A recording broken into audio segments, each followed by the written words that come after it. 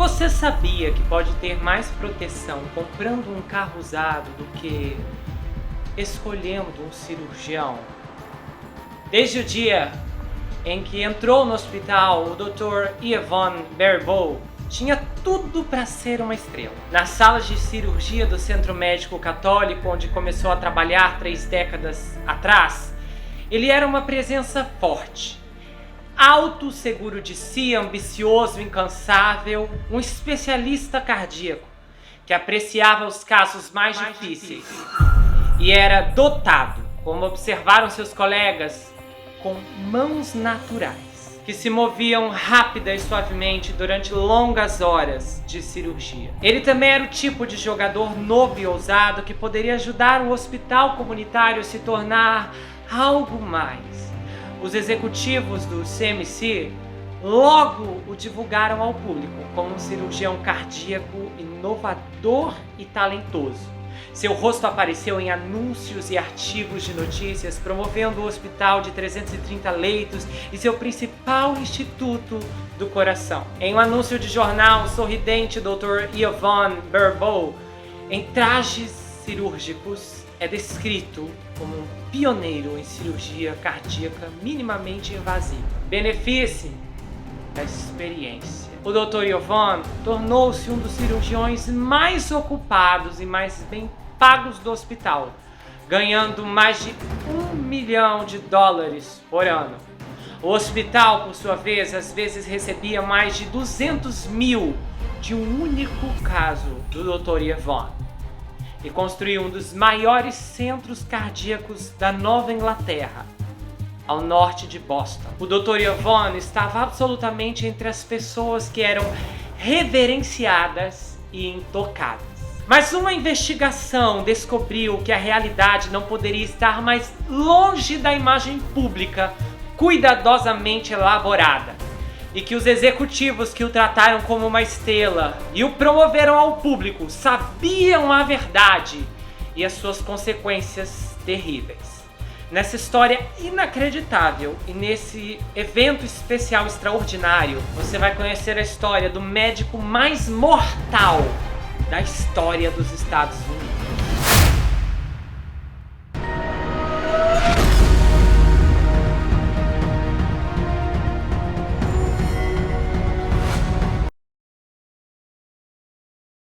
Ei pessoal, bem-vindos a esse canal, eu sou Gustavo Negreiro, seu psicanalista favorito, e hoje estamos em mais um episódio da série Na Mira, nessa 3ª temporada que está bombástica, e quem diria, estamos em um especial event, e essa história ela dobra a aposta, porque há detalhes aqui que vocês vão ficar muito perplexos, e eu fiz uma investigação bem profunda para conseguir encontrar tudo o que eu vou apresentar hoje aqui para vocês. E a gente vai começar esse caso agora. Quando Yvonne Barbeau chegou ao Centro Médico Católico em 1992, o recém-casado cirurgião de 36 anos procurava uma prática crescente e ocupada para absorver sua ambição inquieta. Na CMC, o Centro Médico Católico, ele encontrou o que procurava e se estabeleceu.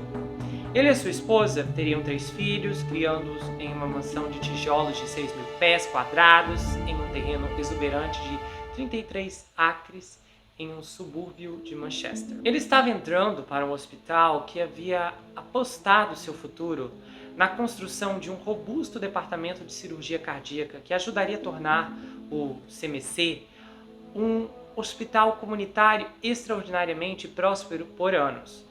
As cirurgias cardíacas geram um dos maiores reembolsos do Medicare e dos outros planos de saúde de até $60 mil para algumas cirurgias cardíacas comuns e podem produzir um efeito cascata nas receitas relacionadas com testes de diagnóstico e visitas de acompanhamento cardiológico.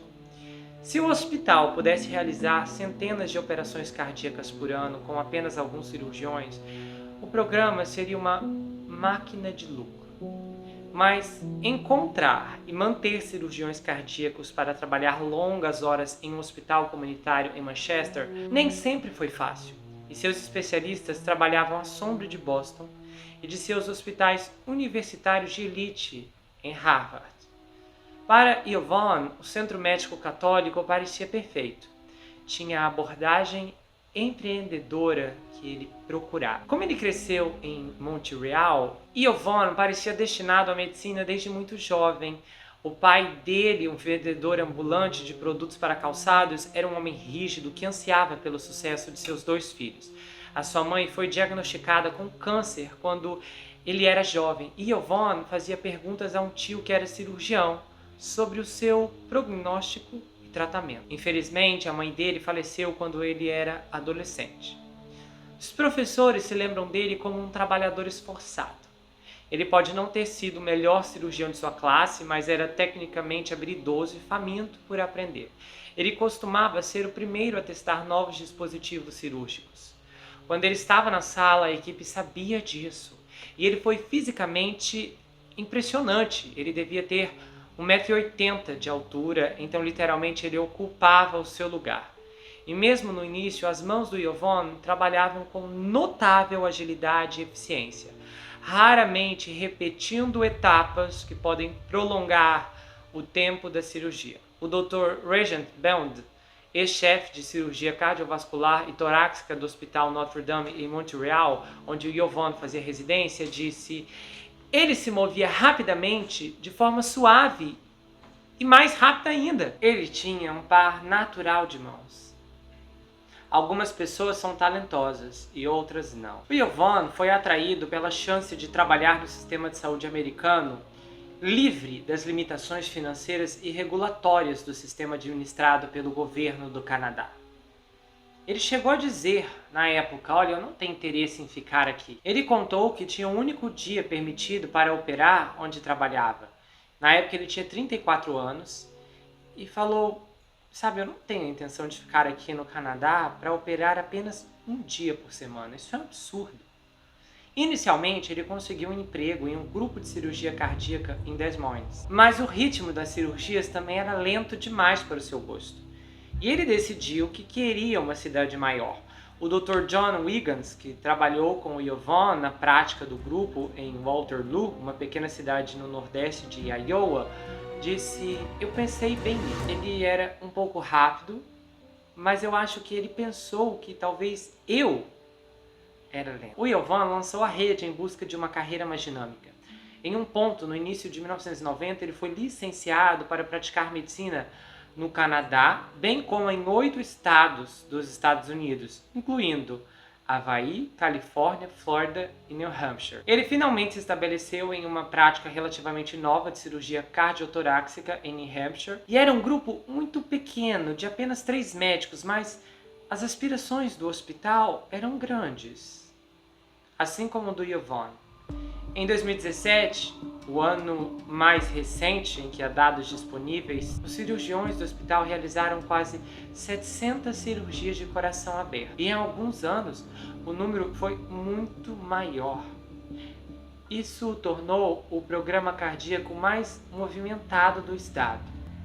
Embora pequeno para os padrões de Boston, onde o Hospital Geral de Massachusetts, por exemplo, atende de 2 a 3 vezes esse número por ano. Quando Yvonne chegou, ele causou uma impressão instantânea. Ele era atlético, charmoso, ele tinha a beleza esculpida de um médico de novela, ele se comportou com confiança dentro e fora da sala de cirurgia, e ele poderia ser caloroso com os pacientes, segurando suas mãos, oferecendo apoio, mas um membro da família de um paciente lembra que ele era brusco quando surgiam problemas. E então ele falava francês nos corredores do hospital para desabafar suas frustrações. Logo, Yvonne estava fazendo quase 300 cirurgias de coração aberto por ano. Além dos outros casos vasculares e torácicos, havia uma carga de trabalho extenuante. Ele trabalhava longas horas, empurrando casos até tarde da noite, e muitas vezes atendendo pacientes de alto risco que outros cirurgiões consideravam doentes demais para tolerar cirurgias de grande porte. E o Yvonne manteve esse ritmo por anos, mesmo enfrentando seus próprios problemas graves de saúde. Ele continuou registrando mais casos e sentindo dores nas costas, doenças nas mãos, todos os quais exigiam tratamento cirúrgico. Seus colegas então começaram a notar uma energia apressada nele. Conforme ele passava de uma operação complexa para outra, isso se tornou uma fonte de preocupação. Às vezes, fazer as coisas direito requer desacelerar as coisas. Connie Lorett, uma enfermeira e anestesista do hospital, começou a ter dúvidas sobre o bom doutor. Dava para perceber que havia um senso de urgência nele, que ele rastrearia o quão rápido ele poderia resolver os casos. E então ele só queria passar para a próxima coisa. Infelizmente, desde o início, houve erros que acompanharam essa pressa. A enfermeira disse, sabe, muitas coisas podem dar errado quando você está espetando pacientes com agulhas. A taxa com ele, devido ao seu descuido, começou a nos surpreender. No entanto, o Centro Médico Católico repetidamente defendeu Yvonne, mesmo quando as coisas estavam dando muito errado. Warren Garland era um empresário de seguros, aposentado e tinha 68 anos com tosse crônica. Ele era um veterano da Segunda Guerra Mundial e havia fumado pelo menos um maço de cigarros por dia por mais de 50 anos antes de parar. Então, quando o raio-x e uma tomografia computadorizada revelaram uma possível massa cancerígena no pulmão esquerdo inferior dele, então em 1994, Warren foi ao CMC a convenientes 20 minutos de carro da sua casa em Derry. E foi lá que Warren conheceu o Dr. Yvonne, um cirurgião canadense jovem que havia ingressado na equipe apenas 2 anos antes. O Yvonne já era conhecido por suas mãos rápidas empunhando um bisturi ou tecido de sutura, e ele era tão rápido que acabou ganhando o apelido de o Expresso de Montreal. Mas a precisão do Yvonne com o bisturi logo seria seriamente questionada. Em 3 de agosto de 94, Yvonne removeu o lobo inferior do pulmão esquerdo do Warren. Mais tarde, ele disse em um depoimento que realizou a operação chamada lobectomia para diagnosticar se Warren tinha câncer. Ele disse que uma biópsia por agulha menos invasiva não teria sido apropriada, porque poderia ter feito ele perder as células cancerígenas quando removeu uma amostra de tecido. Então, após a operação, a família do Warren recebeu uma boa notícia. Ele não tem câncer! A massa aparente nas imagens diagnosticadas apenas indicavam uma forma de pneumonia. E o Warren foi para casa e a família estava feliz. Mas aí ele começou a se sentir muito pior após a cirurgia. Não melhor. Ele estava com falta de ar, letárgico, e ele deixou o hospital, inclusive, amarrado a um tanque portátil de oxigênio, que acabou se tornando o seu companheiro constante. Depois de lutar para respirar por meses, ele foi cerca de 80 quilômetros ao sul até o Hospital Geral de Massachusetts, em Boston, onde o Dr. John Wan, um cirurgião torácico, removeu o restante do seu pulmão esquerdo em setembro de 95. E o Dr. John disse à família que fez uma descoberta surpreendente durante a cirurgia: suturas na veia pulmonar superior esquerda. Essa é a que transporta sangue oxigenado de volta do pulmão esquerdo para o coração. As suturas obstruíram a veia, impedindo que o Warren recebesse oxigênio suficiente. O Yvonne, evidentemente, havia cortado o vaso sanguíneo crítico por engano e nunca informou a família do Warren ou mencionou isso em sua nota operatória. Então o Dr. John disse: "Eu nunca vi um cirurgião cortar acidentalmente a veia pulmonar superior esquerda enquanto removia o lobo inferior do pulmão, porque eles estão separados por cerca de 1 polegada. Há um longo caminho na geografia da cirurgia. A questão não é apenas a distância. Eles estão em lugares diferentes." O Warren permaneceu no hospital por cerca de 4 meses, mas nunca se recuperou. O dano do Yvonne era severo demais para ser corrigido. Então, de sua cama do hospital, o Warren exortou exortou a sua família a processar o Yvonne. Ele disse: peguem cada centavo daquele infeliz e cuidem-se. O Warren faleceu em fevereiro de 96, cerca de 1 ano e meio após sua cirurgia com Yvonne. Os Garlands, a família dele, abriram um processo contra o Yvonne e seu consultório particular, que era baseado na estrutura do Centro Médico Católico e posteriormente comprado pelo hospital. Acredita-se que esse seja o primeiro processo de negligência médica movido contra ele enquanto estava no CMC. Durante seu depoimento em 98, o Yvonne inicialmente disse que não se lembrava de ter cortado a veia ou consertado. Ele disse que nunca tinha ouvido falar de dano à veia pulmonar superior esquerda como uma complicação de lobectomia inferior esquerda, porque a veia está um tanto distante do local da cirurgia, um consenso padrão entre os médicos. E ele disse: olha, eu sinto que eu sou um cirurgião muito honesto e um tanto capaz. Eu nunca mentiria dizendo que não fiz algo que pudesse ter prejudicado meu paciente. Mas ao ser interrogado por mais de 4 horas pelo advogado dos Garland, ele reconheceu que só ele poderia ter deixado as suturas na veia. Quando questionado se a falha em mencionar uma ruptura e reparo do vaso sanguíneo em seu relatório cairia abaixo do padrão de atendimento de sua profissão, Yvonne respondeu: bom, eu acho que estaria abaixo. Com certeza mais do que abaixo do padrão de atendimento. Mais tarde naquele ano, Yvonne e os Garland resolveram um processo por cerca de $1 milhão.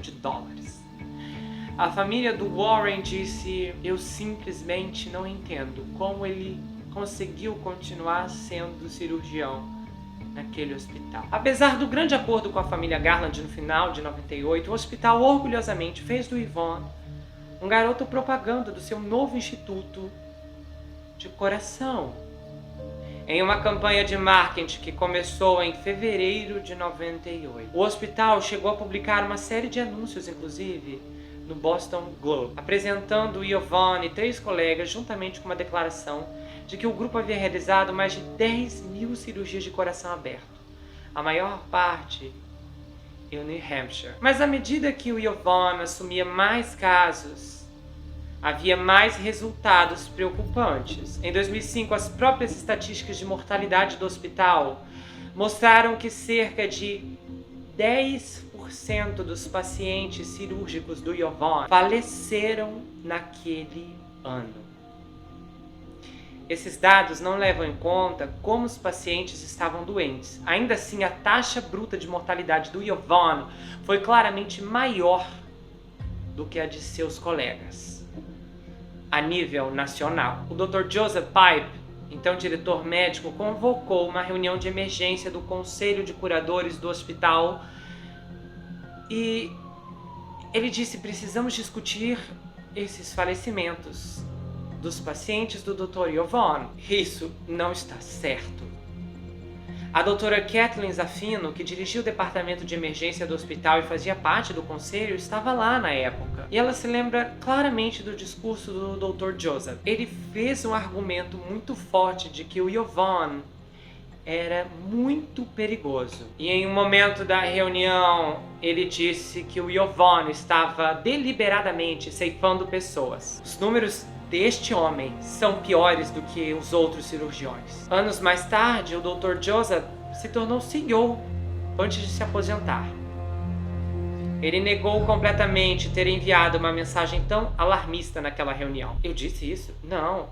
Eu me recordo de ter demonstrado algumas preocupações, mas isso resultou em uma análise independente. E é agora que a gente vai entender essa investigação independente. O hospital contratou um cirurgião cardíaco renomado e recém-aposentado de Utah, o Dr. Donald Dodd, para observar o Yvonne na sala de cirurgia.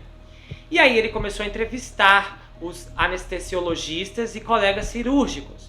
E o relatório do Dodd voltou dizendo que o Yvonne era um excelente cirurgião, mas que tinha apenas problema com a seleção de pacientes. Em outras palavras, o Yvonne estava operando pessoas que muitos outros médicos não teriam tocado porque os pacientes poderiam não sobreviver à cirurgia. A administração do hospital sugeriu que a disposição do Yvonne de atender os casos mais desesperados era um esforço nobre, para ajudar pacientes de alto risco. Mas muitos colegas que trabalharam com ele viram um cirurgião ansioso para atingir suas metas de alto volume, mesmo que isso significasse criar falsas esperanças para os pacientes e arriscar suas vidas. Alison Pitmans, a CEO do hospital na época, descreveu Yvonne como um cirurgião maravilhoso e apenas disse, ele está cuidando de pessoas que provavelmente não deveriam ter que fazer uma cirurgia de coração aberto. E eu compartilhei com ele meu feedback e ele mudou seu comportamento. Nos anos seguintes, o hospital aumentou a supervisão das escolhas do Yvonne de pacientes adequados para a cirurgia.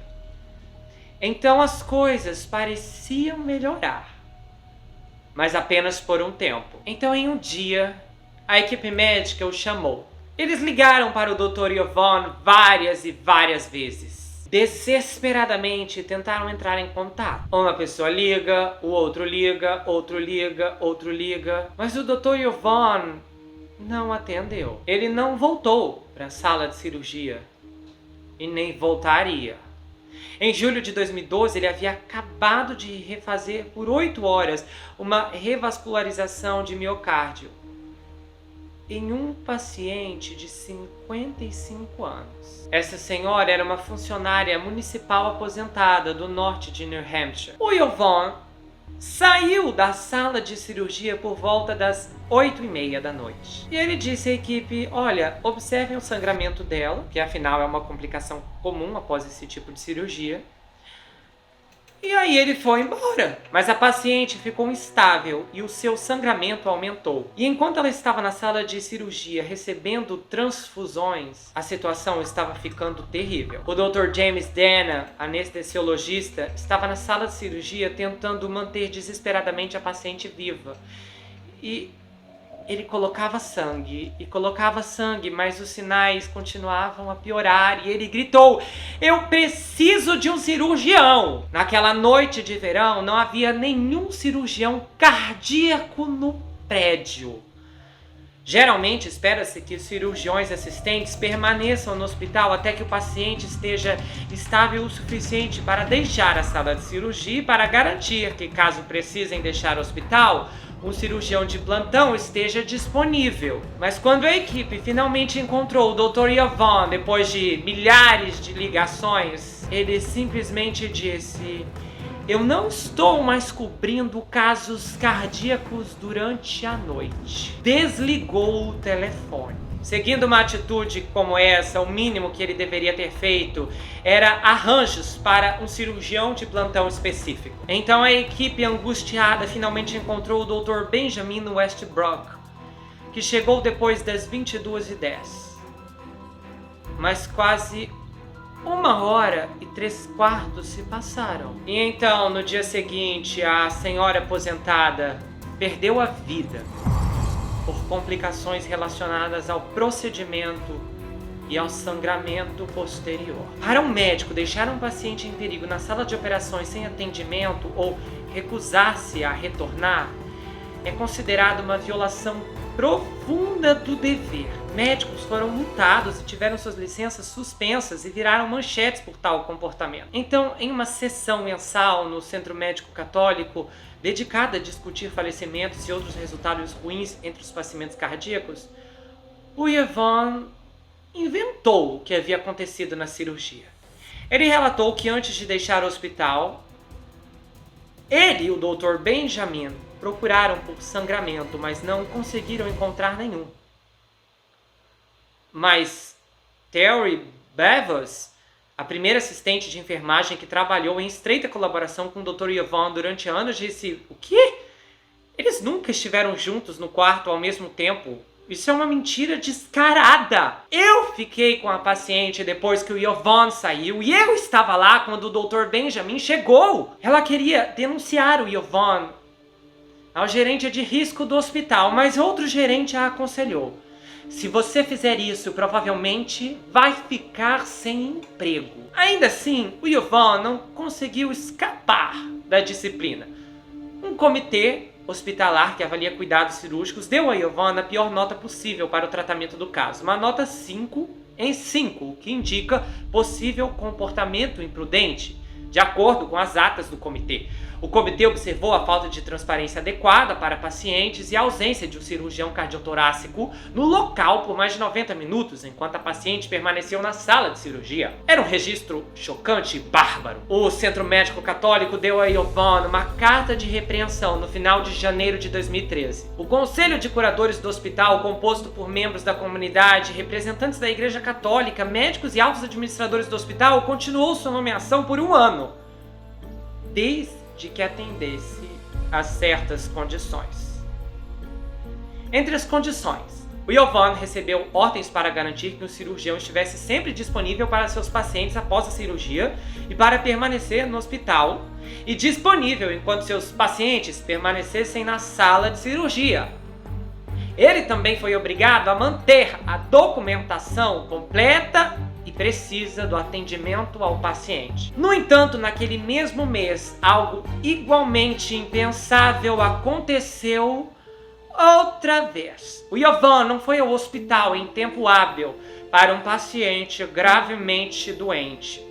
O Yovan era o médico responsável em um turno em meados de janeiro de 2013 para uma unidade de terapia intensiva. A equipe médica ligou para Yovan várias vezes naquela noite para avisá-lo sobre um paciente, um empreiteiro de construção de 50 anos, cuja condição piorava progressivamente. O paciente estava sangrando muito e no início da manhã, enquanto a equipe continuava ligando, os sinais eram óbvios de tamponamento cardíaco, hemorragia interna que pressionava o coração. Era uma emergência com risco de vida. Houve vários pedidos de ajuda. Finalmente, o Yovan foi chamado novamente. Dessa vez, porque o coração do paciente parou de bater repentinamente. E a equipe se desesperou outra vez. Então, o Yovan teve que vir na marra e operou. Mas era tarde demais. O paciente sobreviveu à cirurgia, mas quando a equipe verificou sua atividade cerebral pela manhã, ele não respondeu e teve falecimento cerebral. Pela segunda vez em 6 meses, o atendimento do Yovan obteve a pior nota possível no processo de avaliação de desempenho. O hospital disse que o Yovan fez um julgamento clínico de que não era necessário comparecer mais cedo. Uma enfermeira disse que ele tinha algumas qualidades fortes como cirurgião, mas tinha a reputação de ser difícil de alcançar à noite, chegando a cochilar enquanto falava ao telefone com as enfermeiras. Quando as enfermeiras do turno da noite ligavam para o Dr. Yovan, de repente ele caía no sono. Então elas pegavam o telefone e começavam a bater no balcão e dizer: "Doutor, você está acordado agora?" Poucos o conheciam bem pessoalmente, ou sabiam sobre a sua vida pessoal ou condições de saúde. Alguns colegas acreditavam que seus problemas nas costas haviam piorado, vendo-o andar com uma marcha hesitante. Entre os funcionários, espalhou-se a notícia de que ele e a sua esposa haviam se separado. E os registros mostraram que eles se divorciaram em 2011, não muito antes dos 2 casos perturbadores de atraso no atendimento ao paciente. Isso então ficou claro. Ele manteve uma agenda operacional cansativa durante todos estes anos. As horas semanais do Dr. Yovan muitas vezes eram consistentes com as dos residentes cirúrgicos, até 88 horas por semana. E ele chegou a dizer: "Eu moro aqui." O hospital era basicamente um dos seus hábitos de vida. Literalmente. Então, em junho de 2013, após revisar o tratamento do Yovan com o empreiteiro, o hospital suspendeu tanto sua participação na equipe quanto seus privilégios clínicos por 28 dias. Um número menor do que 30 dias, o que seria necessário para relatar a um banco de dados nacional de médicos, tornando as informações disponíveis para qualquer conselho médico estadual. A sua nomeação condicional seria posteriormente estendida por um segundo ano. Então, com todo esse encobrimento, não restava nenhum registro publicamente disponível da disciplina do Yvonne. Seu perfil de médico no site do Conselho de Medicina de New Hampshire continuaria intocado, como se ele nunca tivesse feito nada de errado. Então, essa suspensão de privilégios operacionais de qualquer duração poderia aparecer rotineiramente para o público ver em muitos estados. Mas a agência de licenciamento médico de New Hampshire é uma das menos transparentes. Funcionários do estado disseram que não consideram seu papel informar o público sobre todos os aspectos da história conturbada de um médico. E é claro, nós queremos proteger a privacidade dos médicos. Um estudo nacional também considerou o mais fraco entre os 50 estados que disciplinavam médicos problemáticos. Ou seja, o Dr. Yvonne pode não ter tido consciência quando escolheu justo aquela comunidade. Mas aquele estado era o local perfeito para passar despercebido com tudo o que ele queria fazer. Dentro do Centro Médico Católico, a história que circulou entre os colegas para explicar a ausência de um mês do Yvonne, uns 28 dias, foi de que ele estava de licença para se submeter a uma cirurgia para dores nas costas, um problema que o perseguiu na última parte de sua carreira. Mas em seus pedidos de licenciamento na época, o Yvonne disse claramente que discordava da ação disciplinar. Em seus pedidos de renovação de licença, ele disse: olha, eu acredito que a suspensão temporária resultou da preocupação do CMC de que eu estava excessivamente cansado e que esse cansaço afetou meu atendimento e o meu tratamento de paciente. Sabe, um paciente qualquer em janeiro de 2013, mas está tudo certo. O julgamento do Yvonne estava sob maior escrutínio, porque alguns colegas estavam se perguntando quantas segundas chances esse homem ainda vai ter. A resposta viria em seguida. Havia um homem chamado Frank Pellegrini. Ele tinha 75 anos, era um aposentado gerente de escritório de uma empresa de elevadores que foi levado às pressas para o pronto-socorro do Centro Médico Católico de Ambulância no outono de 2014. Até então, ele levava uma vida ativa com verões em sua casa no Cabo, com a sua esposa, seus filhos, seus netos. Eles praticavam quahoging, eles nadavam em Lewis Bay, mas um dia, enquanto jogava cartas com amigos, ele sentiu uma dor repentina e lancinante na perna direita. Os registros mostram que o Frank chegou ao CMC por volta das 13h30. Logo depois, na sala de emergência, uma enfermeira notou que o nível de dor do Frank era 10 em 10 e que a perna estava pálida, fria e sem pulso, sugerindo que uma cirurgia era extremamente necessária.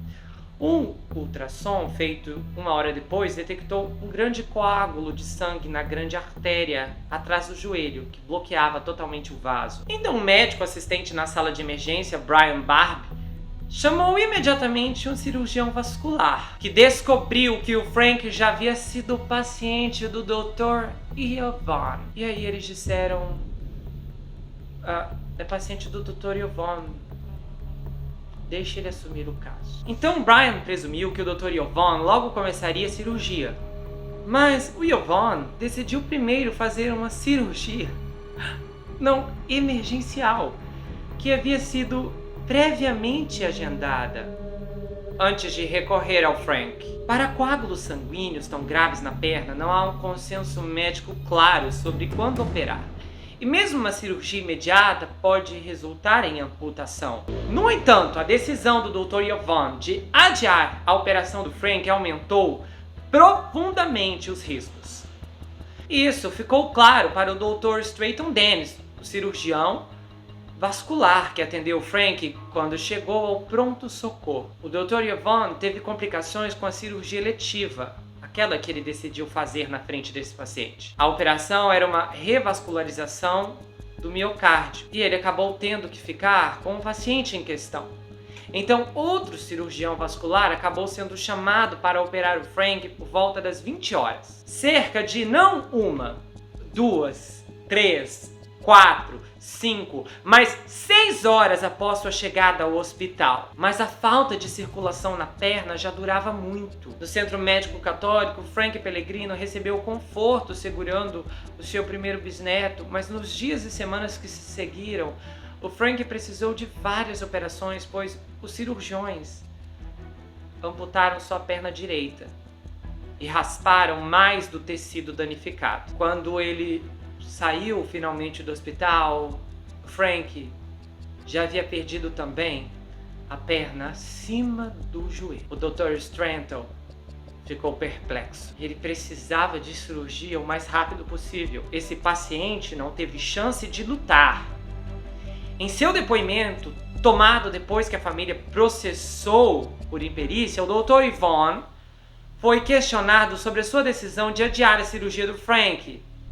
E ele disse: eu não vi o caso como uma emergência. Eu acho que sou bom clínico, sabe? Eu não sou perfeito. Mas o que vejo é que naquela época, este caso não era urgente. Não era um caso emergente. Então, após a cirurgia, os principais administradores do hospital tentaram culpar significativamente o médico assistente da sala de emergência, o Brian Barber, por não ter alertado Yvonne sobre a urgência da condição do Frank. Os outros funcionários sabiam da consciência do Brian e das suas ações nesse caso, e eles ficaram indignados com o fato de um funcionário de nível inferior sair como culpado para que o Dr. Yvonne ficasse protegido de novo. A doutora Kathleen Zaffino, a diretora de departamento de emergência, disse: não foi culpa dele? Vocês estão tentando me forçar a dar uma nota ruim para ele, mas eu não vou fazer isso. O Brian ficou profundamente aliviado com o fato de alguns dos principais líderes médicos o terem defendido. Os médicos estavam se posicionando contra a administração e as linhas foram traçadas. Mas para o Frank, sua história estava chegando ao fim e terminou em 2017.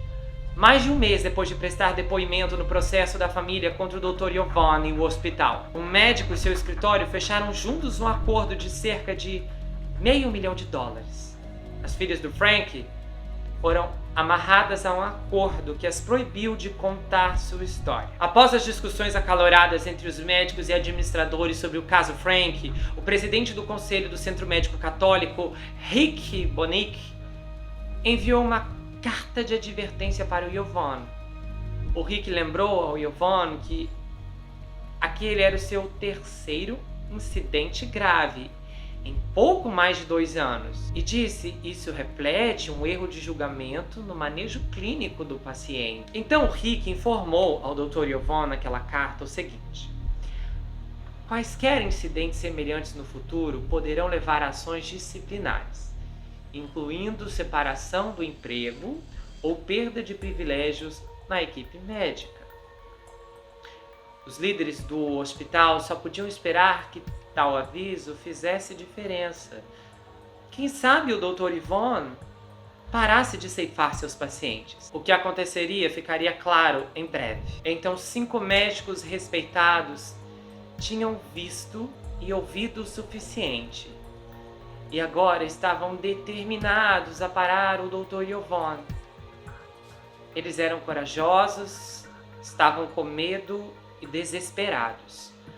O Dr. Yvonne era um cirurgião cardíaco que eles viam como tendo um longo histórico de erros fatais na sala de cirurgia.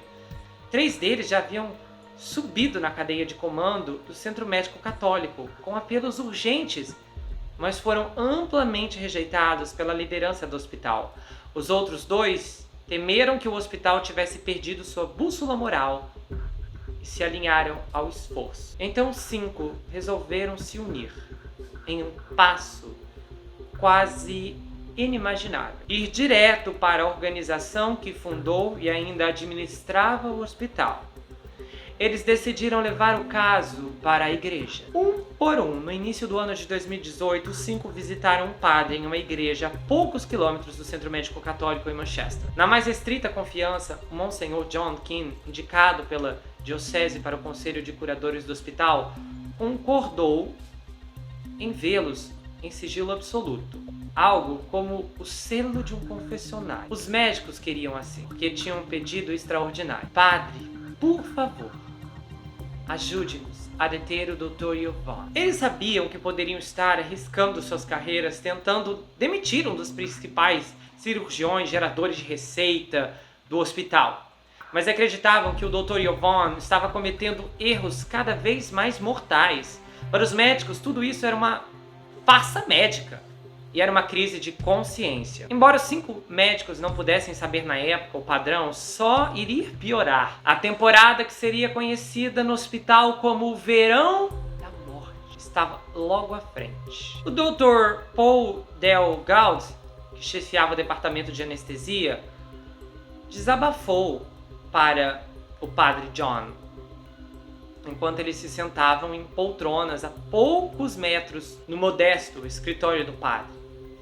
Ele confidenciou que muitos médicos estavam profundamente preocupados com Yvonne, mas sentiam que estavam impotentes diante de um governo que tentava silenciar ou expulsar alguns que reclamavam. O padre acenou com a cabeça e ouviu, mas não fez promessas. Talvez esperavam os médicos que o padre John pudesse convencer o bispo Peter. Ele e os outros tinham esse terrível dilema moral acontecendo, e poder compartilhar com o padre foi profundamente significativo. Eles poderiam estar em paz, tendo feito o máximo que puderam. E eles realmente acreditaram que conseguiriam efetuar pelo menos algum tipo de mudança. Mas não está claro se o padre John ou qualquer pessoa na igreja agiu de acordo com os apelos. Os médicos estavam agindo com base na humanidade, no valor central da profissão médica, mas também faziam parte de algo raramente visto nos anais da medicina americana: uma revolta prolongada liderada por profissionais médicos contra um colega proeminente e a liderança de um hospital. Eles se juntaram a isso por um número crescente de funcionários do Centro Médico Católico. Mas como resultados trágicos aconteciam com mais frequência, os líderes do hospital pareciam estar protegendo o Yvonne das consequências. Alguns médicos que expressaram sérias preocupações sobre Yvonne enfrentaram sérias ações administrativas que muitos colegas viram como retaliação. Um dia em 2016, o Dr. David Goldberg, um importante crítico do Yvonne, foi repentinamente colocado de licença e sem aviso. O Dr. David, cardiologista, havia subido na hierarquia e estava prestes a ascender ao cargo de presidente da equipe médica. Ele havia sido vice-presidente da equipe médica, cargo de prestígio para o qual foi eleito pelos médicos do hospital. O cargo de presidente lhe daria um assento no Conselho de Curadores. E ele era amplamente respeitado entre os líderes médicos por seu compromisso e apaixonado com os pacientes, além de habilidades cirúrgicas de ponta, forte bússola ética. E ele chegou a ser considerado o melhor cirurgião de lá. O David logo negociou os termos da partida com o hospital. Mas ser expulso de uma instituição pelo qual ele se importava profundamente foi pessoalmente devastador para ele. E enviou uma mensagem assustadora para os médicos. Tudo isso aconteceu depois que o Dr. David fez severas críticas sobre o que estava acontecendo no hospital debaixo das mãos do Yvonne. Então o Dr. Jonathan Veck, diretor do departamento de emergência, enviou um e-mail para os colegas dizendo: com a demissão unilateral do David Goldberg, uma cultura de medo foi criada dentro da equipe médica em geral. Algumas enfermeiras angustiadas com os erros cirúrgicos do Yvonne também tomariam medidas, inclusive coletando uma lista de casos problemáticos para apresentar aos administradores. Essa sensação de alarme logo chegaria aos advogados locais, que escreveram cartas contundentes para o Conselho Estadual de Medicina e para o hospital, exigindo que o Dr. Yvonne parasse de praticar. e eles alertaram o hospital que haveria risco legal caso não tomassem uma providência. O Dr. Weldon Sanford, chefe da patologia, disse: olha, os riscos mortais são claros aqui. Isso exige uma ação. Eu sou uma pessoa de fé e um dia eu vou ter que enfrentar o meu Criador. Eu não posso viver comigo mesmo se eu não falar o que está acontecendo aqui. Isso está errado. Esse homem está tirando a vida de pacientes. Alguém faça alguma coisa. O Dr. Ralph Femme foi um dos primeiros a enfrentar sanções depois de falar. Ele ocupava o prestigioso cargo de diretor médico do CMC, nomeado pelo CEO para supervisionar a equipe médica. O hábil cirurgião de pé e tornozelo, no entanto, participou de uma reunião contenciosa no final de 2014 sobre o Yovan, com os principais médicos e administradores, e recomendou que um terceiro neutro fosse trazido para ajudar a acabar com aquela crise. Então, o auto-administrador do hospital o chamou em seu escritório. Nós estamos preocupados com a sua atitude aqui. Parece que você está com raiva e chateado o tempo todo. Você não pode ser o diretor, você não é objetivo. Então, o doutor foi rebaixado do seu cargo. Depois foi removido dos comitês do hospital e isolado em um pequeno escritório. Isso seria seguido alguns meses depois com uma carta do CEO do hospital advertindo por falar diretamente com alguns curadores do centro médico. Você expressou uma preocupação de que não estávamos dando atenção suficiente sobre o Dr. Yvonne. Você não passou pela cadeia de comando apropriada. Então o doutor disse chega. Ele optou por deixar o hospital voluntariamente em junho de 2015. E conseguiu outro emprego no Centro-Oeste. Ele estava entre os 3 líderes médicos de alto perfil que receberam ações pessoais que muitos de seus colegas viram como retaliação por expressarem as preocupações sobre o Yovan.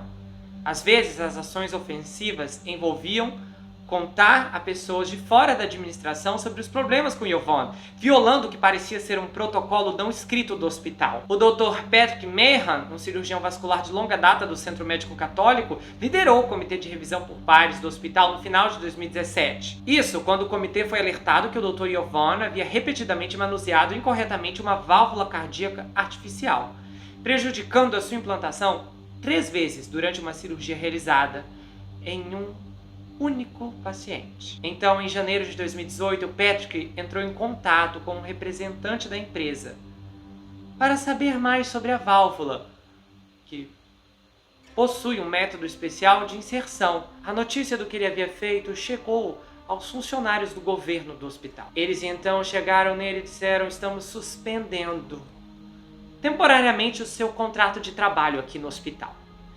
Você criou um ambiente de trabalho hostil para o Dr. Yovan. E escuta aqui, se fizer novamente isso, nós vamos lhe demitir no futuro. Enquanto isso, os líderes do CMC se moviam contra os críticos do Dr. Yovan de uma forma nunca vista antes. Qualquer um que entrasse no caminho do Dr. Yovan caía imediatamente. Eles começaram a instituir novas políticas que tiveram o efeito de aumentar a proteção para o próprio cirurgião. O CMC introduziu um sistema revisado de garantia de qualidade que reduziria o poder dos líderes médicos para determinar quais casos justificavam revisão e possível disciplina, e então concederam poder ao novo diretor médico, o Dr. William Goodman. O Dr. William liderou uma equipe composta principalmente por enfermeiras que examinavam os casos e podiam intervir para desafiar as classificações dos líderes médicos, de acordo com os documentos e pessoas do hospital. O resultado foi que os casos problemáticos do Yovan não passavam pelo mesmo tipo de processo rigoroso de revisão por pares, no qual os colegas médicos determinavam o que havia de errado e concebiam remédios em potencial, inclusive se uma ação disciplinar era recomendada. Vários médicos viram o Dr. William intervir no processo, protegendo descaradamente o Dr. Yovan no meio de toda a papelada. Dr. Goetz, um anestesiologista, disse que repetidamente alertou uma enfermeira de controle de qualidade sobre os casos preocupantes do Yovan e disse: Uma investigação tem que acontecer aqui. Então a enfermeira via os gráficos e ela levava para o Dr. William e dizia: Dr. William, veja isso! Doutor, olha esses gráficos! Doutor, olha isso aqui! E o Dr. William dizia: não, isso já foi discutido em um ambiente menos formal. Esse novo sistema de revisão era uma maneira dos executivos reduzirem o risco do Dr. Yvonne de receber qualquer disciplina adicional. Isso era importante, pois a posição do cirurgião já estava no limite. Ele havia recebido aquela carta do presidente do conselho em 2015 e, como ele teve 3 casos problemáticos, 1/4 poderia levar à rescisão. Então, os requisitos basicamente desapareceram e o Dr. Yvonne foi deixado para fazer o que quisesse, sempre que quisesse. As mudanças deram ao Dr. William muito poder, o que significava que os líderes médicos não estavam sendo informados sobre os casos preocupantes. Com o passar do tempo, estava ficando muito claro que eles não estavam sendo informados sobre nada relacionado ao Dr. Yvonne. Era agosto de 2018. Então, em agosto de 2018, um paciente inconsciente na UTI chamou a atenção dos médicos e enfermeiros. O idoso em questão havia passado por uma cirurgia de bypass duplo, realizada pelo Dr. Yvonne. Logo depois, os seus sinais vitais caíram. E agora ele estava amarrado a uma máquina coração-pulmão. Quando o tecido do seu peito começou a escurecer e falecer devido à falta de fluxo sanguíneo, a equipe, horrorizada, tinha certeza de que ele não sobreviveria. No entanto, o Dr. Yvonne o manteve na máquina, levou a família do paciente a acreditar que o homem iria se recuperar. Enquanto o Dr. Yvonne enchia a família com mentiras, a equipe da UTI estava em choque com o que via. O homem estava apodrecido de dentro para fora. Ele era preto e necrótico. A parede torácica havia sumido, mas a família foi informada do contrário. Mas alguns médicos suspeitavam e entendiam exatamente por que o Dr. Yvonne estava aplicando esse curso. Quando se trata de medidas de qualidade de cirurgia cardíaca rastreadas pelo Programa Federal do Medicare e outros grupos, um paciente que perde a vida em 30 dias é normalmente contabilizado como um possível falecimento relacionado à cirurgia. Mas isso não acontece se o paciente for transferido para um programa de cuidados paliativos. O Dr. Yvonne pressionou para manter dezenas de pacientes cirúrgicos com pouca ou nenhuma esperança de sobrevivência em ventiladores, ou programou sua transferência para uma unidade de cuidados paliativos para aliviar suas estatísticas de mortalidade e também a do hospital. Então ele simplesmente chegava para a família de um paciente que não tinha mais saída nenhuma, a não ser se um milagre extraordinário acontecesse, e dizia: estamos avançando. Você tem que continuar fazendo isso por mais 30 dias. O Dr. Yvonne conseguiu encobrir vários casos, definitivamente, porque fazia essas transferências. Pessoas que nem se encontram nas estatísticas que ainda vão aparecer aqui. Enquanto alguns médicos alardeavam que isso era um absurdo e era errado, uma enfermeira braço direito do Dr. Yvonne rebateu: não, o Dr. Yvonne não é uma pessoa que gosta de desistir. Ele só quer dar a eles todas as oportunidades de sobrevivência, porque sempre há chance de milagres. Os cirurgiões cardíacos são medidos, em parte, por quantos de seus pacientes sobrevivem por pelo menos 30 dias após a cirurgia. Um possível indicador do sucesso de uma operação. E é claro que há críticos desse ponto de dados cuidadosamente seguido. Pessoas que argumentam que isso pode levar os cirurgiões a evitar operar pacientes que consideram muito arriscados ou, em casos extremos, a se envolver em práticas antiéticas para influenciar suas métricas. Então, no final de abril de 2018, algo estava claramente errado com Yvonne. Ele estava pálido e suado e parecia trabalhar com dores. Ele cancelou uma cirurgia agendada e foi para o pronto-socorro. De repente, um médico era o paciente. A notícia se espalhou rapidamente no hospital que ele havia sido diagnosticado com câncer de cólon, exigindo uma operação de emergência naquele mesmo dia. Não houve anúncio formal dos administradores para explicar a ausência do Dr. Yvonne. Os colegas sabiam que alguém em sua condição normalmente iniciaria a quimioterapia, depois de 6 semanas ou mais para se recuperar da cirurgia. Então os próprios tratamentos levariam meses. Mas a expectativa entre os colegas era que o Dr. Yvonne não ficaria na sala de cirurgia por um período prolongado por causa dos efeitos colaterais, às vezes debilitantes da terapia. Mas cerca de um mês após a cirurgia, o Yvonne solicitou discretamente uma carta de autorização médica do Dr. Robert Catania, o cirurgião geral que havia feito sua operação de emergência, para voltar a trabalhar na sala de cirurgia. E o médico então assinou: Dr. Ivan Baribeau está apto a voltar ao trabalho a partir de 21 de maio. Nesse momento não há restrições de sua atividade. O Dr. Ivan iniciou a quimioterapia em 31 de maio e recebeu tratamentos a cada 2 semanas. O Dr. Robert também pediu repetidamente ao Yvonne que alertasse o escritório de serviços da equipe médica sobre sua condição de tratamento, conforme exigido pela política do hospital, para garantir que nenhum funcionário esteja muito incapacitado para realizar seu trabalho com segurança. E o Dr. Yvonne respondeu que o diretor médico, William Goodman, estava ciente da sua situação. Uma doença grave de um colega costuma gerar simpatia no ambiente de trabalho, mas nesse caso as reações da equipe foram complicadas. Alguns já duvidavam da competência cirúrgica do Yvonne, mas agora, quando ele foi restaurado para a programação da sala de cirurgia em junho, muitos temeram que ele pudesse estar operando enquanto estava debilitado por sua doença e tratamento quimioterápico.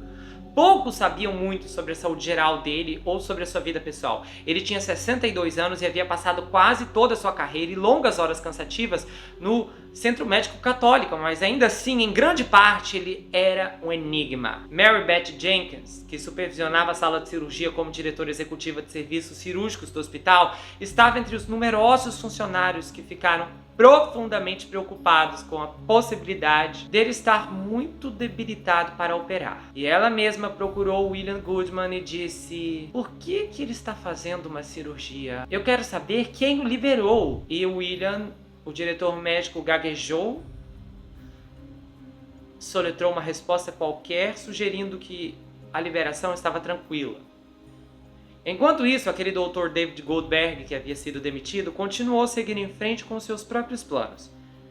Mais de um ano se passou desde que ele foi forçado a sair do hospital, e foi um período estressante para ele e sua família, porque ele se mudou para trabalhar em outro lugar, mas permaneceu alarmado com o fato do Dr. Yvonne ainda operar pacientes sem saber de seu histórico de erros. O cardiologista estava trabalhando em um processo federal de denúncia com uma figura proeminente nos círculos jurídicos e políticos de New Hampshire: Charles Chuck Douglas III, ex-congressista e juiz republicano. Então, em junho de 2018, os dois arquivaram um processo de 21 páginas sob sigilo contra o CMC, que se concentrou principalmente no Dr. Yvonne, mas também detalhou o esquema de propina do Medicare, envolvendo uma empresa de dispositivos médicos e outro cardiologista local que encaminhou muitos casos para o Hospital Católico. O restante do documento enfocou as alegações de que cerca de uma dúzia de pacientes do Dr. Yvonne perderam a vida ou foram prejudicados por seu atendimento abaixo do padrão. E também havia anexos de que ele tentou manipular as estatísticas de mortalidade com alguns de seus pacientes. Esse processo identificava os pacientes apenas pelas iniciais, e que o hospital criou uma prática de encobrir erros médicos para que não atinjam os pacientes ou suas famílias. Mais tarde, o David sofreria um revés no seu novo emprego no Holy Family, o hospital em que ele estava atuando naquele ponto. Embora sentisse que estava prosperando em geral e tivesse assumido posições de liderança, o David foi citado pelos administradores da Holy Family por comportamento não colegial no laboratório de cateterismo cardíaco. Depois de conversar com os supervisores, ele percebeu com humildade que precisava lidar melhor com todo o estresse de sua vida e melhorar seu estilo de comunicação. Aí ele concordou em voluntariamente abrir mão, de forma temporária, dos privilégios para trabalhar em uma unidade específica e passar por aconselhamento. Enquanto isso, David enfrentou uma batalha difícil para persuadir os promotores federais a prosseguir com as acusações contra o Dr. Yvonne. Casos de imperícia normalmente envolvem leis estaduais de negligência e são tratados em tribunais civis estaduais. Só que os advogados veteranos dizem que os promotores federais normalmente relutam em litigiar o que são essencialmente alegações de negligência médica e um processo de delator. Historicamente, o governo também tende a evitar questionar a tomada de decisões, então isso se torna uma batalha de especialistas.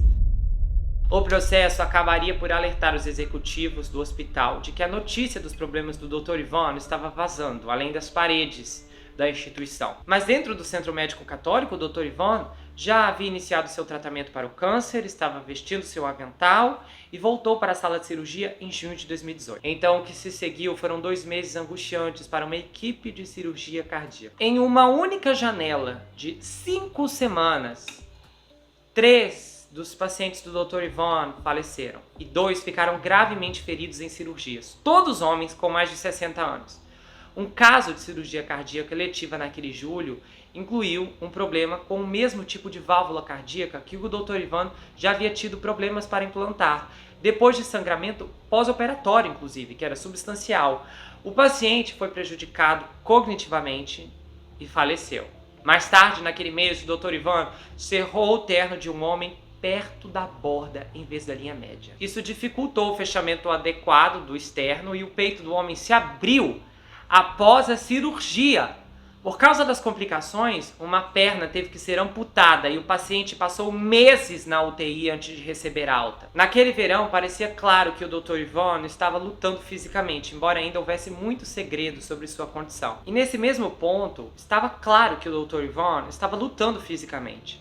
Embora ainda houvesse muito segredo sobre sua condição, ele estava doente, ele tossia muito. Em um ponto, na sala de cirurgia, ele chegou a ser alimentado com 7 pastilhas para tosse atrás de sua máscara. Então as enfermeiras, angustiadas com o risco do Dr. Yvonne para os pacientes, deram um passo à frente e foram diretamente à administração. Uma das enfermeiras cardíacas foi ao escritório de Margaret Rodrigues, que era diretora do centro cirúrgico.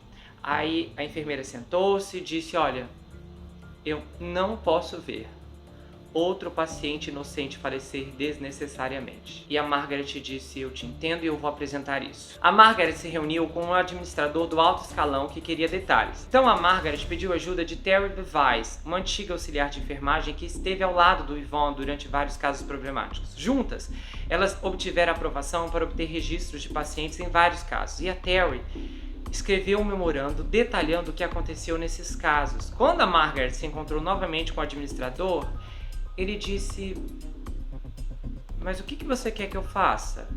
E ela falou: eu adoraria que ele nunca mais voltasse à sala de cirurgia. O administrador então ficou em silêncio, sem revelar nada do que faria seguir. No final do verão, as preocupações com a saúde e o desempenho do Dr. Yvonne chegaram a outros administradores. E o nome dele desapareceu da programação cirúrgica. Não houve nenhuma explicação oficial da administração sobre o motivo. Parecia que o Dr. Yvonne desapareceria silenciosamente de cena. Essa sensação de alívio na equipe do hospital foi temporária. No final de 2018, o nome do Dr. Yvonne voltou a aparecer na programação. Ele estava de volta no plantão para atender pacientes na véspera de Natal. Mas agora, advogados poderosos decidiram se envolver.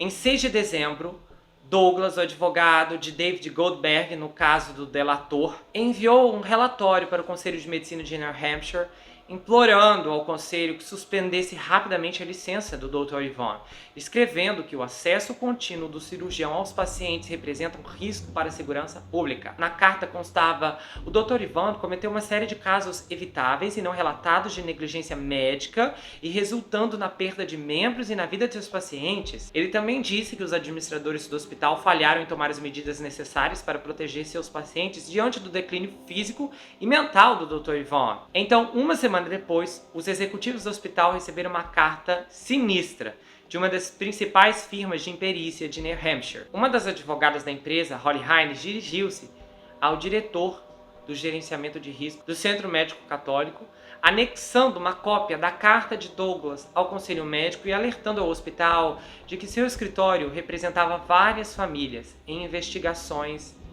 de imperícia envolvendo o Dr. Yvonne.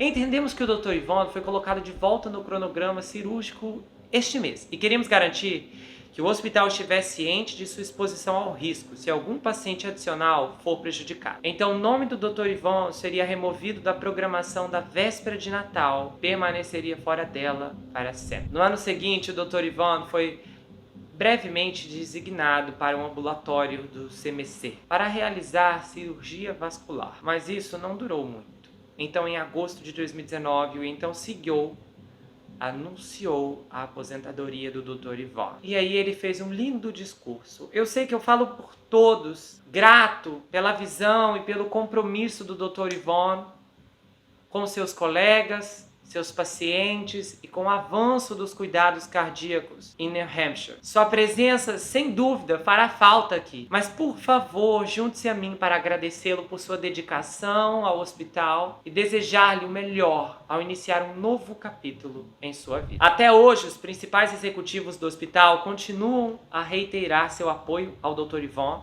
publicamente. Nenhum dos que supervisionaram o Dr. Yvonne enfrentou qualquer revisão ou consequências conhecida pelos 21 acordos de negligência médicas agora vinculados a ele. A sala de espera para pacientes de cirurgia cardíaca do hospital ainda apresenta uma foto de grupo com o sorridente Dr. Yvonne, parte de um anúncio que já foi vinculado em vários jornais. Parece não haver pressão do Conselho de Medicina para explicar o que aconteceu. O site do Dr. Yvonne continua mostrando um histórico impecável. Entretanto, o conselho, pelo menos agora, tem um novo membro. David Goldberg foi nomeado no início de 2022 pelo governador. O Dr. Yvonne, no momento que eu gravo esse vídeo, dezembro de 2022, tem 66 anos e aparentemente ainda mora em um subúrbio fora de Manchester. Desde que deixou o hospital, ele também entrou com uma ação contra sua seguradora de invalidez de longo prazo, contestando uma decisão sobre benefícios e revelando o histórico de problemas nas costas, nas mãos, que, segundo ele, o impedem de trabalhar. Esse processo de denúncia foi concluído no início deste ano, com as autoridades federais cobrando 3,8 milhões do hospital para resolver as reivindicações envolvendo o esquema de propina de cardiologia.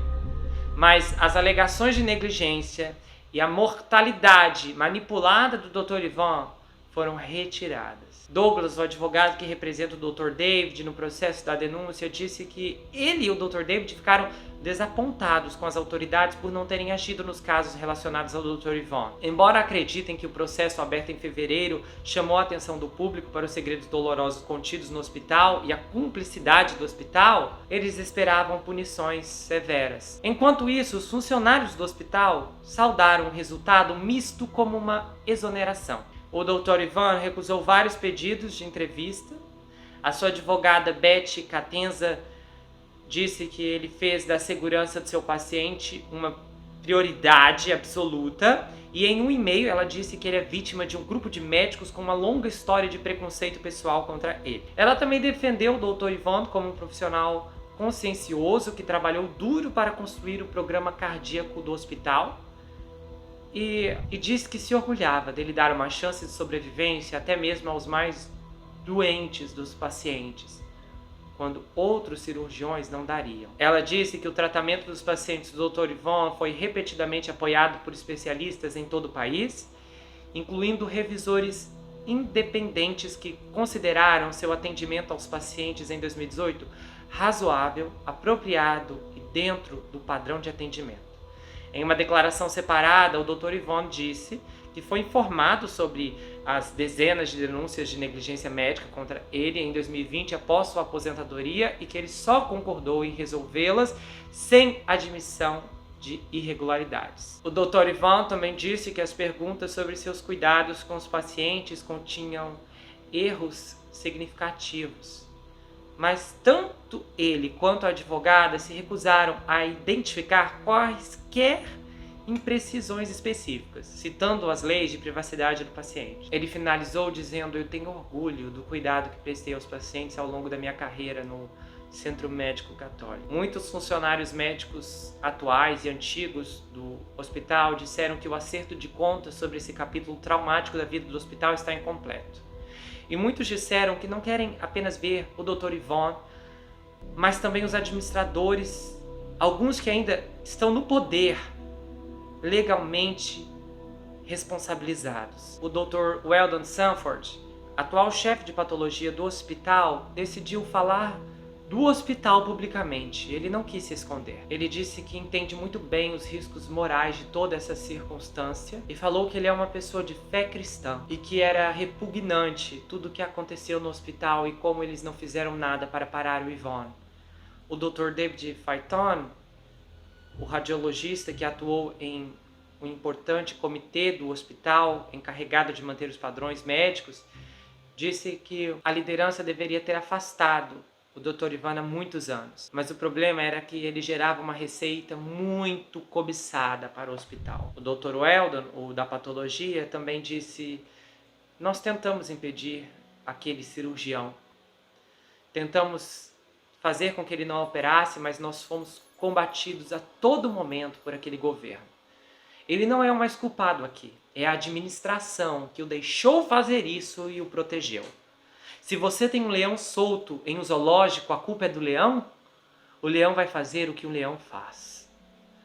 O Dr. Weldon é um dos mais de 40 funcionários e ex-funcionários que conversaram com jornalistas, muitos temendo retaliações por suas declarações. Os principais funcionários do hospital negam veementemente que tenham colocado os lucros à frente da segurança do paciente ou retalhado contra qualquer médico por se manifestar contra o Dr. Yvonne. Mas muitos médicos de longa data dizem que algumas mudanças de pessoal, como as demissões, inclusive do cardiologista o Dr. David Goldberg, enviaram uma mensagem inconfundível. E eles disseram, sabe, isso é a busca do dinheiro acima da qualidade do atendimento ao paciente. No seu longo mandado, o Dr. Yvonne realizou mais de 10.000 procedimentos. Mas os fatos são contundentes e assustadores. O Dr. Yvonne tem um dos piores registros de negligência cirúrgica entre todos os médicos nos Estados Unidos. São pelo menos 14 acusações de eliminar pacientes, os que foram descobertos. Não há médico nos Estados Unidos com mais acordos envolvendo perdas cirúrgicas nas últimas 2 décadas. E nenhum em New Hampshire com mais acordos de qualquer tipo do que o Dr. Yvonne, de acordo com uma análise do Banco de Dados Nacional de Médicos que remonta a 1990. Mesmo cirurgiões cardíacos dos centros médicos acadêmicos de Boston, que cuidam de muitos dos casos mais desafiadores, não chegam nem perto das estatísticas do Dr. Yvonne. Uma análise de 125 cirurgiões cardíacos atuais, aposentados e não praticantes afiliados aos principais hospitais universitários da cidade, descobriu que apenas 12 tinham acordo de imperícia, e desses 12, nenhum tinha mais de 2, segundo os registros estaduais. 10 desses 12 médicos tiveram apenas um acordo até esse ponto em suas carreiras. Um estudo nacional em 2016 pintou um quadro semelhante, descobrindo que os cirurgiões cardíacos e outros especialistas cirúrgicos normalmente enfrentam apenas 1 ou 2 reivindicações de negligência em suas carreiras. Os 21 assentamentos do Dr. Yvonne não captam as queixas de todas as famílias de pacientes tratadas por ele. Cerca de meia dúzia de outros pacientes ou suas famílias criticaram seu atendimento médico, incluindo 2 que entraram com ações judiciais, mas depois desistiram. Nesse ponto, o dano total dos 25 anos do Dr. Yvonne no hospital nem pode ser contabilizado. O segredo envolve muito do que aconteceu, já que famílias enlutadas que chegaram a acordos fora do tribunal foram obrigadas a assinar acordos de confidencialidade como condições para receber indenizações. Entre os alcançados pelos jornalistas investigativos, muitos disseram que gostariam de poder falar sobre a dor de suas experiências, mas eles não podiam. Mas já é o maior grupo de acordos de imperícias de falecimentos relacionados a cirurgias envolvendo um único médico na história recente dos Estados Unidos. O Conselho Médico de New Hampshire está entre os menos transparentes do país. Então o jornalista ligou para o CEO do hospital, Alex Walter, e ele fez uma pergunta. Escuta, se o Dr. Yvonne renovar sua licença cirúrgica, você o contrataria de volta? Então Alex não respondeu imediatamente. Houve uma longa pausa. E aí ele disse: sim, quero dizer, sujeito aos processos que seguimos para conceder privilégios no hospital, quer dizer, se as habilidades dele estiverem atualizadas, absolutamente o contrataríamos.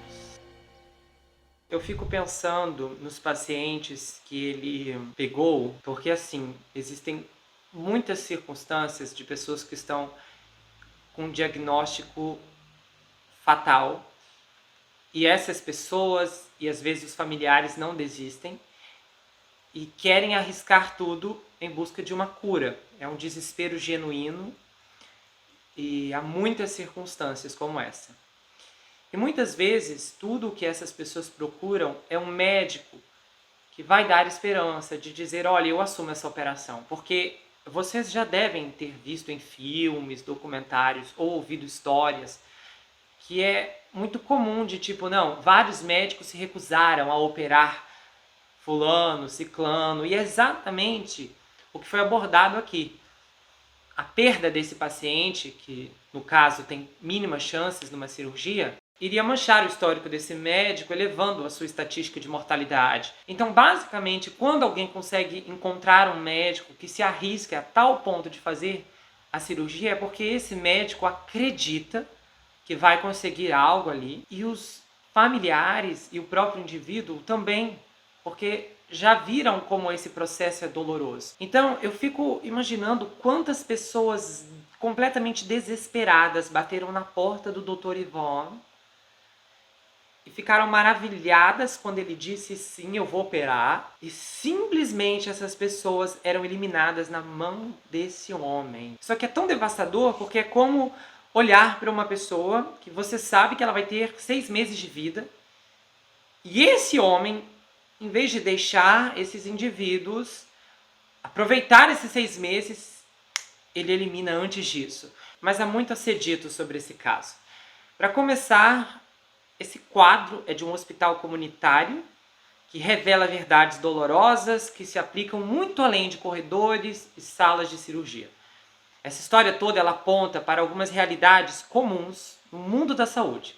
Os consumidores médicos e os pacientes necessitados, que muitas vezes são mantidos no escuro sobre o histórico de desempenho dos seus médicos, mesmo quando essa história é sombria. É uma realidade aterrorizante porque a gente pode imaginar, vamos supor que você ouve falar que tem um serial killer à solta na sua cidade. Tá fazendo a limpa geral, todo mundo se protege. O que você vai fazer?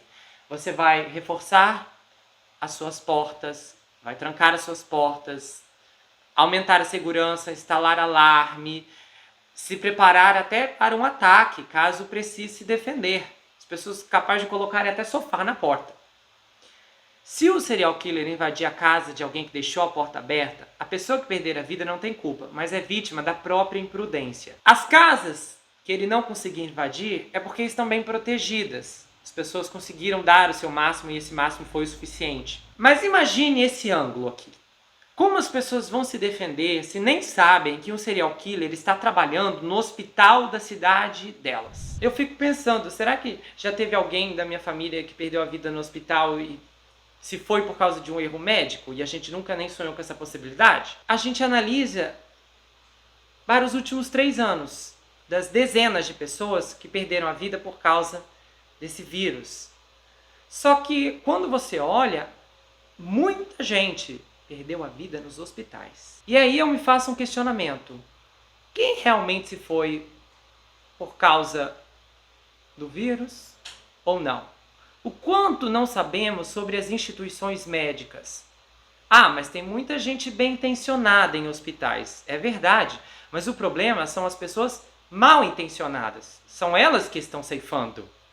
Se a pessoa não está fazendo mal, ela está fazendo bem, mas e quem está ceifando? Essa está tirando a vida. Se os próprios colegas não conseguiram detê-lo, mesmo após repetidas ações e levantes extraordinários, quem pode parar alguém assim em outra circunstância? O quanto os hospitais são realmente seguros nos dias de hoje? E quando não são? Tudo que vai restar para pacientes é ficar na mão da intuição. Sai daqui e procura outro médico. E a maior parte das pessoas, se ouvir essa voz, não vai ouvir, vai falar, cura, tá tudo certo, aqui é seguro. Esse caso, ele reforça um problema extremo. Ele joga luz nessa questão, porque tudo é muito difícil desde o começo. Primeiro, seria necessário haver vários falecimentos para que alguém sequer desconfie de alguma coisa. Talvez isso não seja apenas erro médico, hein? Tá estranho. Muita gente perdendo a vida. Não tá fazendo sentido. E mesmo assim, quando alguém questionar, os hospitais vão acobertar. Foi o que nós vimos no Dr. Dead, que no caso do Dr. Dead, o único hospital que fez alguma coisa foi o Hospital Evangélico Metodista, que na época denunciou o Christopher Dust. Todos os demais hospitais foram passando-o para frente e ele foi arruinando pessoas sem qualquer consequência. E no caso do Charles Cullen, que não era valioso para o hospital, eles o demitiam para evitar processos e ele ia para o próximo hospital. Durante 16 anos, conseguiu fazer estragos gigantescos, chegando a eliminar 400 pessoas. Esse caso aqui é diferente do Dr. Dead e diferente do Charlie, porque o do Dr. Dead, os hospitais demitiam o médico. O do Charlie, os hospitais o demitiam. Esse caso aqui, não. O hospital aumentava o salário dele, porque ele rendia. Francamente, eu não vejo saída nessa circunstância. Eu não sei nem como orientar alguém se a pessoa me pedisse para achar um médico confiável. Porque se o histórico fica encoberto, fica escondido, há uma série de proteção, porque os hospitais, primeiro, querem lucrar, segundo, querem se proteger de processos, como que você vai descobrir ou ter certeza que aquele médico carismático, simpático, e inclusive o Christopher Dust, que era muito simpático, não é realmente um monstro por detrás do avental? No tempo que eu tive para pensar nesse caso, a única coisa que me veio à mente é que policiais têm que se disfarçar de médicos e aí ficar infiltrados nos hospitais para averiguar se está tudo ok. Quem sabe isso ajuda em alguma coisa. Porque se não tiver alguém de fora para ver, as pessoas que estão de dentro, quem quer fazer alguma coisa não consegue e quem tem poder quer se proteger. Então, no fim, o Dr. Ivan não é o maior problema. A grande questão é que as instituições se comportam da mesma maneira. É um mecanismo de autodefesa, autoproteção, encobrimento, jogar tudo para debaixo dos panos e seguir em frente. O diagnóstico do Dr. Ivan, para mim, é uma verdade perturbadora, mas ele é um serial killer. É uma capacidade de coexistir com a violência de forma funcional e dentro de uma sociedade renomada, que é o caso dele. A dualidade da natureza serial killer é de um tropeço familiar para a maioria das pessoas, porque os serial killers continuam sendo figuras assustadoras que perseguem suas presas nas sombras. A última coisa que as pessoas esperam é encontrar um homicida em série na forma de um cuidador, de um enfermeiro ou médico. E nesse caso, a eliminação serial assistida por prestador de cuidados é um fenômeno que recebe apenas reconhecimento tardio, enquanto os números ameaçadores só aumentam. Esses crimes são difíceis de detectar, difíceis de processar e as vítimas são todas vulneráveis, muito doentes, muito idosas ou muito jovens para se comunicar. Ou pior, perceber o que já está acontecendo, já que estão em cirurgia. Isso me lembrou até de um fenômeno que é muito raro de acontecer, mas é chamado de consciência anestésica. É quando alguém vai fazer algum procedimento cirúrgico e há uma complicação na anestesia. E o paciente, ao invés de adormecer, ele desperta e fica consciente durante toda a operação. Acontece que os médicos e mais ninguém na sala de cirurgia percebe isso. Os olhos dele estão abertos, ele está ouvindo, está presenciando tudo, está sentindo tudo que eles estão fazendo com o corpo dele, mas ele não consegue emitir som nem pedir ajuda. E existe inclusive uma abrangência de situações, existem pessoas que acordam mesmo, despertam de vez no meio da operação, isso numa hora errada, inclusive, num momento crucial, isso causa um pânico, é muito raro. E eu penso, você imagina se teve alguém nas mãos dele que não acabou tendo uma complicação ali da anestesia e o indivíduo ficou acordado vendo o seu fim chegar nas mãos do Dr. Ivan, porque o restante nem teve o privilégio de saber do porquê está vindo embora desse mundo. Em 2001, a Comissão de Crimes do Estado da Virgínia fez a alegação alarmante de que 65% de todos os falecimentos de pessoas com mais de 65 anos não eram naturais. Em 2003, nos Estados Unidos, 2 anos antes de Charlie Collier ser descoberto, pelo menos 18 pessoas foram acusadas de eliminar um total de 455 pacientes em 25 anos. Na Europa, os erros médicos ceifam de 60 a 131 mil pessoas por ano. Nenhum estado de Nova York qualifica qualquer coisa que um médico diga ou escreva para colegas, amigos, parceiros ou pais como podendo ser usado em um tribunal contra eles. E se, no caso, você em Nova York descobrir alguma coisa, imediatamente você é orientado a ficar em silêncio. E agora vem o pior. Nos Estados Unidos, há mais de 250 mil falecimentos por negligência médica a cada ano. E esses erros médicos podem ser consideradas a terceira principal causa de falecimento nos Estados Unidos, depois de doenças cardíacas e câncer. E aí nós temos uma série de ocorrências sistêmicas. Primeiro, por que esses falecimentos suspeitos não são detectados? Em parte porque todo mundo está condicionado a acreditar que perdas de pacientes são o resultado esperado em muitos cenários médicos. É o que eu achava até começar a refletir. Eu acho que essa história é a gota d'água, porque a do Charlie Collier já tinha sido alarmante, a do Dr. Dead já tinha sido, mas assim, essa aqui ela foi um soco já com tudo que eu venho cobrindo de histórias como essa. E aí nós temos a outra barreira, que é a exposição, é a relutância em todo o sistema em acusar os seus geradores de receitas estimados de tal malícia. E o Dr. Ivan é uma espécie de serial killer que causaria inveja aos outros serial killers. Porque um serial killer, assim que ele começar a eliminar as pessoas por aí, a imprensa, todo mundo vai, uau, alguém está fazendo isso. Quando o serial killer é médico, não tem ninguém para fazer isso. Não vai sair na TV, não vai sair no jornal, ninguém vai estranhar nada, né? Coitado, já estava a doença. E aí? Então há toda uma série de vantagens nesse cenário aqui. E nesse caso, na cabeça desse homem, onde esse transtorno de personalidade antissocial é gravíssimo, há inúmeros mecanismos, inclusive um deles é o cíclico, porque ele entrou em um processo mental complexo, circular, como um vício, o que o levou a ceifar novamente, e depois, e mais depois, e mais depois, e nunca conseguir parar, mesmo sendo repetidamente avisado, ameaçado, e ver os seus colegas se voltando contra ele, e mesmo assim nada o fez parar. O monstro torna-se a transposição de uma ou mais imagens mentais dentro de um real contexto e o processo dinâmico que tende a se repetir com particular características de rituais. Então, o poder que o Dr. Ivan tinha era de mudar a realidade, substituir algo, revisar o passado e antecipar o futuro. Quando estamos falando de serial killers na área da saúde, estamos olhando para pessoas mais perigosas do que outros homicidas tradicionais. A arrogância é amplamente elevada não apenas pelas consecutivas eliminações, mas pelo fato do médico ou enfermeiro se manter no escuro, porque ninguém no hospital percebe ou porque o hospital está encobrindo. Então esses indivíduos, eles estão compensando a solidão social, principalmente, que é o caso dele aqui, para alguém que vivia no hospital de noite. Ele se recuou para esse mundo de fantasia, que era de fato dominado pela sua imaginação.